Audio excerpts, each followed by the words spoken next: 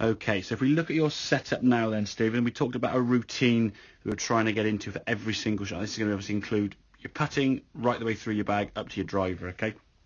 To create a sequence now that's going to ensure you're going to stand to the golf ball the same every single time. So the first thing we're going to try and do is put the club down behind the golf ball. Try to avoid setting your feet in the first position, because if you put your feet down first, you are simply guessing that distance from the golf ball. And obviously with every single club that we use, that distance will change from shot to shot. So the first we do, try and stand with your feet together, and then in the first process now, you're going to place the golf club now down behind the golf ball, making sure that is set. In an attempt then to grip the golf club, we are going to be obviously tilting over the golf ball. So now we are setting our spine for longer clubs more upright, shorter clubs more tilt.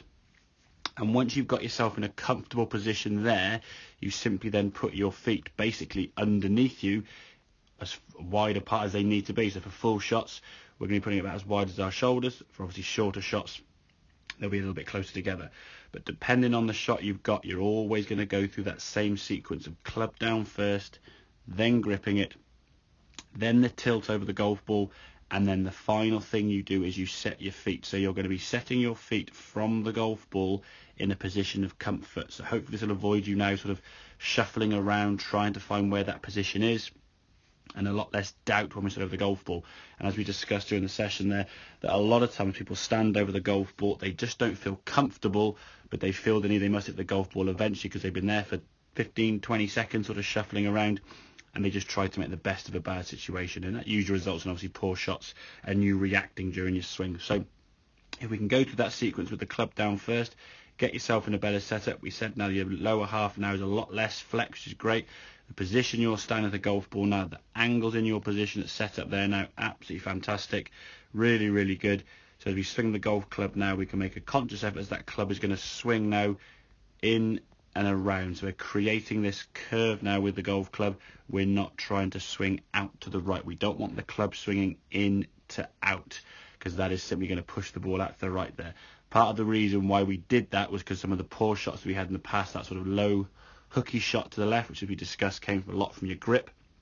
Now that's been fixed and with a good distance from the golf ball, that left shot isn't really going to be an issue, so we're not going to need to try to compensate for that. So from a good setup position here now, we can make a nice sort of take over the club, pushing over the arms in a really good position. Top of the backswing now, really, really good. Setting the golf club lovely, and as we said, when you swinging your best, for me, you definitely look as though the club doesn't look too short. There's no drop, there's no tilt, there's no sort of squatting with the knees to try and get down.